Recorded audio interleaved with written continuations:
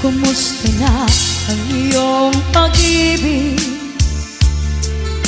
Nakasabay sa krisis ng panahon. Bumaba ang halaga ng piso.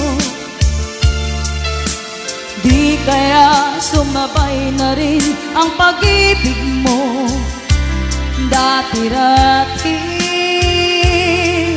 Madalas mo akong tawagan, madalas mo akong i-text kahit saan.